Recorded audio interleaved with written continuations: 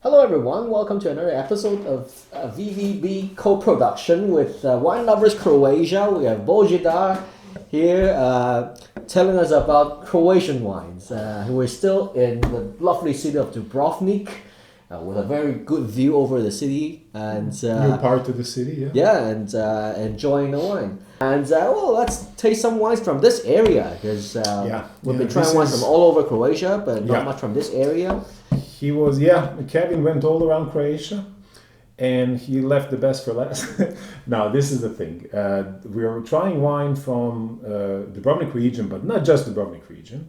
We're trying wine from Pelješac Peninsula, which is our most renowned. You gotta pronounce it slowly so people will understand. You're gonna write it up. That's so always the problem with Croatian people. Spelling, yeah. Yes, because they speak very quickly when it comes to their own names. But then for us foreigners, it's impossible to pick up.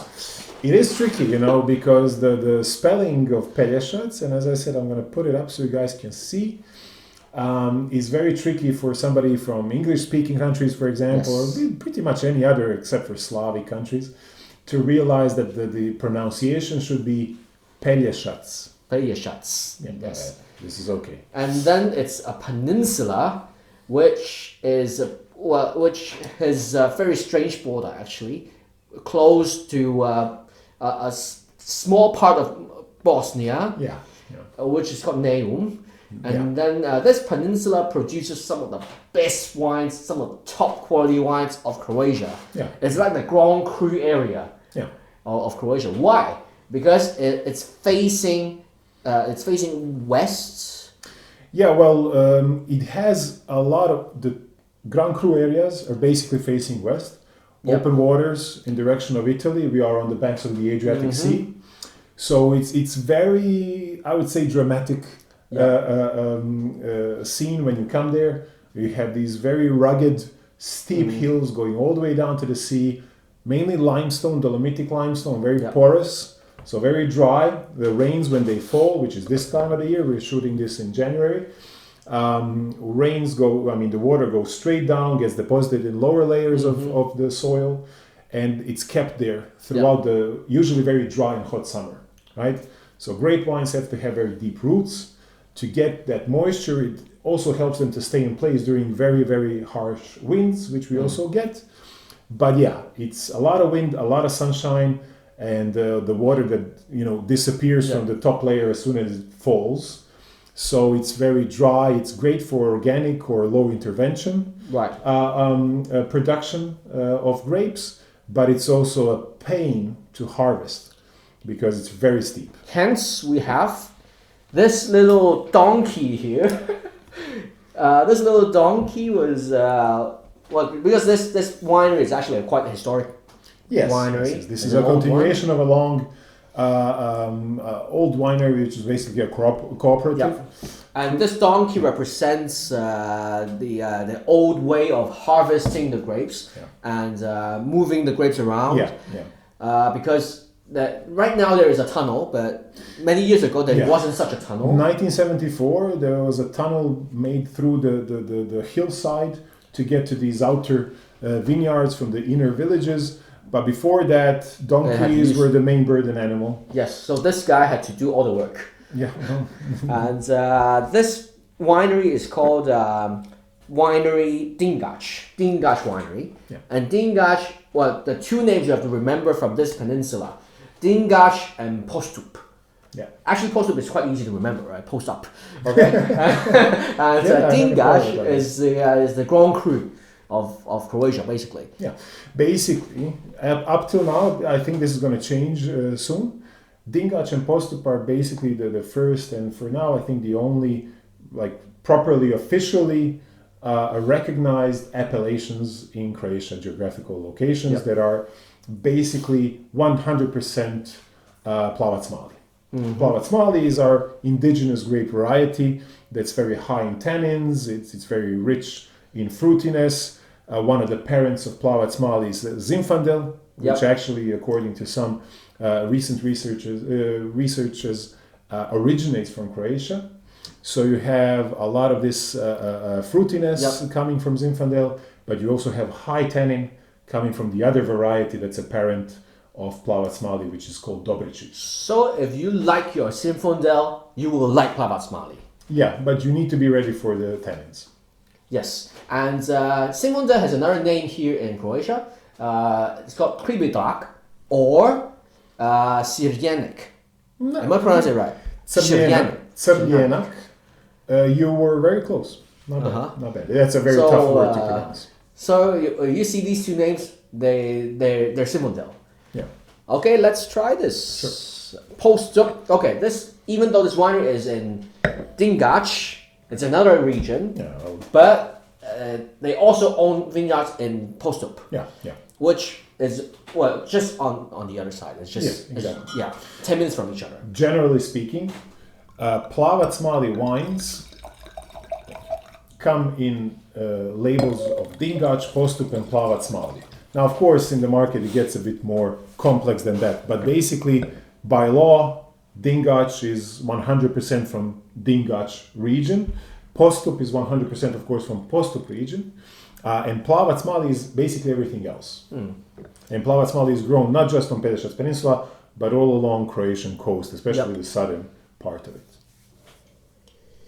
Well, wow, it's actually, I would say Plavac Mali has this very particular nose that reminds me exactly of Zinfandel.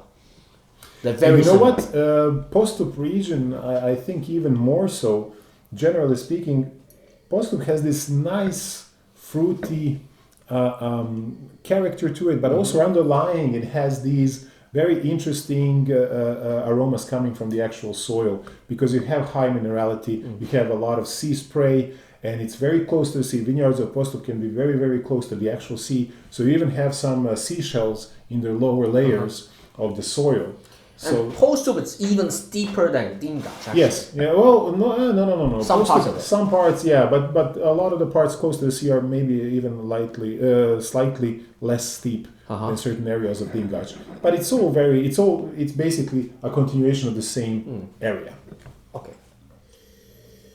So on the nose, very much like Zinfandel.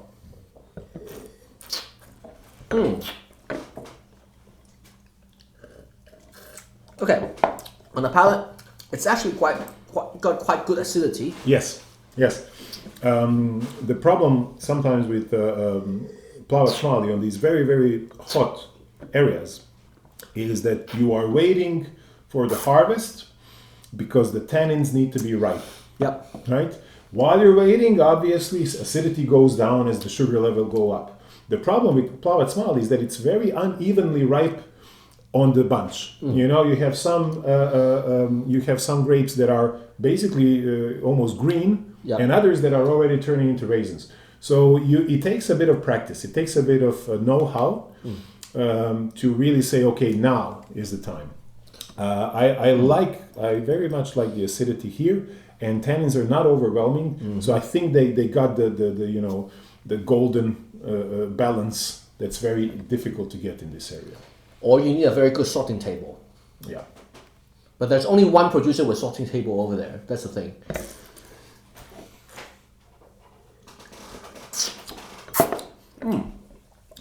But still, substantial tannins. It's a nice structure, ample body. But the one thing is, with Plavac Mali, a lot of the time, alcohol level is very high. But this one is not that high. It's 14%. No, 14% for Postup. It's quite low. Pretty tame, basically. Yeah, it's very tame. But I don't. I think it's well balanced. I don't find it either too syrupy or too hot, basically. But these guys are the biggest producer over there, right? Yeah. And it's sort of like, when you are a local buyer, especially casual drinker, when you're buying this label, you sort of know what you're getting. And there's not a lot of producers like that, because a lot of the small producers are very small. So it's very difficult to find them, and they have, one vintage like this, the other vintage like that. But this is a big producer that's yielding constantly good results and with a fair price, I would say. So it's very much you know what you're getting. And So- you're getting a nice wine. Remember this donkey. You remember the donkey, yeah? Yeah, it doesn't matter. The name, it doesn't matter. You see the donkey, you recognize it. But they do have some very cheap ones. The red label with the donkey is very cheap. Yeah. Very low. You have price. Plavac Mali again.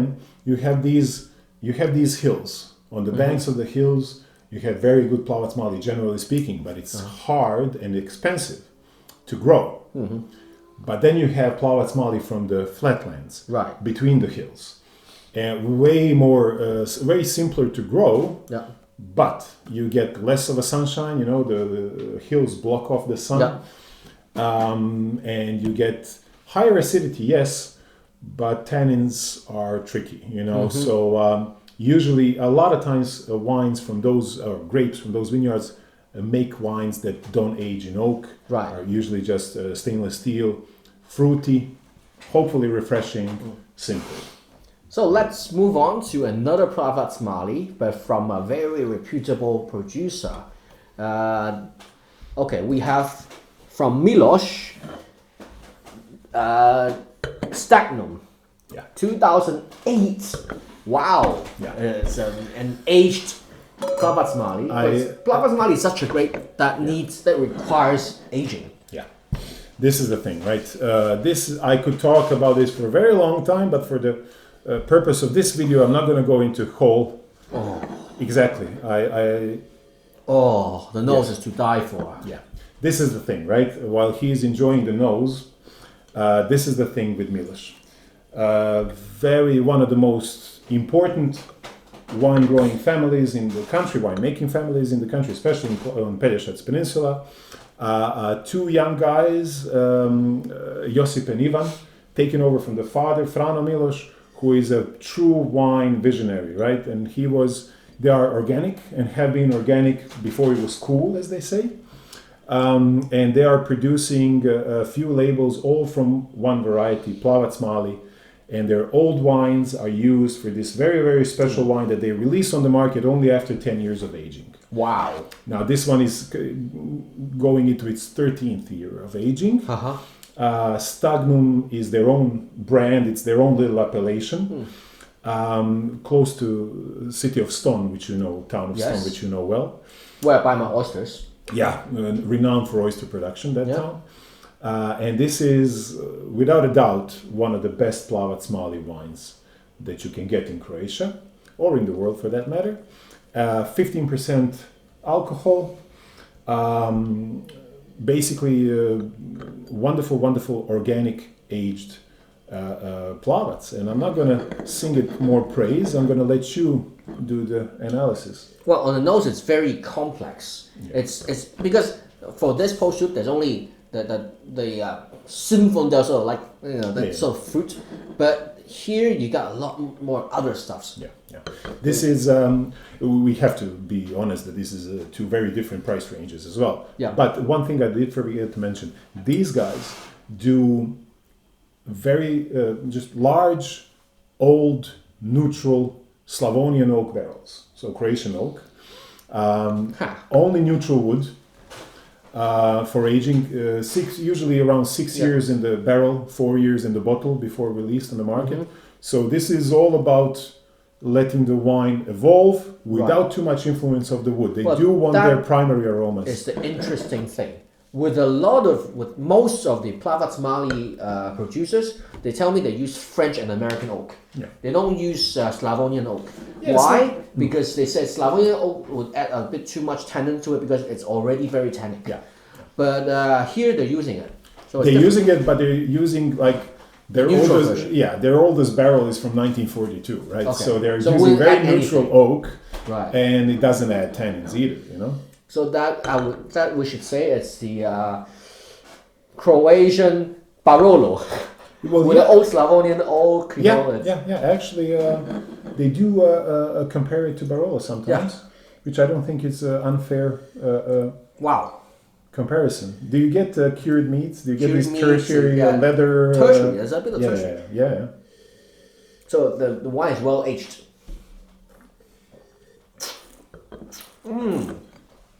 I'm not going to spit this out. No, I'm not going to spit it out. On the palate, it's so rich. It's so concentrated, but at the same time, because it's well aged, you get different layers. It's Yes, you have everything here. I mean, this is a definition of a big wine, isn't it? I mean, you have your primary, tertiary, secondary aromas as well. and very good acidity still. Good acidity, good tannin, Wow. right? High tannin, but beautifully integrated. Wow. You have your 15% alcohol. You have your long finish, right? So But you don't feel that 15%. No. This is well balanced. This is Very well well balanced. balanced. This with a bit of nice dark chocolate. Oh my Ooh. God! It's to die for. It's a winter's dream, right? Yeah. This is, I think, a beautiful example of the potential of Plavat Smali, the variety. If you do the work, right, and being, doing all the work by hand, because it's just too steep for mechanization. All the work by hand, really picking the location for the vineyard, then picking the right time to harvest and all that stuff, and then nurturing the wine through the winery. You get something that's very age-worthy and very, very valuable, which is why this wine is not cheap, but I think it would be a disservice to this wine to price it cheap. Yeah, but to me, this is probably one of the best Plavat Smali I had. Yeah, I'm not surprised. Yeah. I'm not surprised. Wow. Thanks for sharing this wine with me. Well, I like you. What can I do?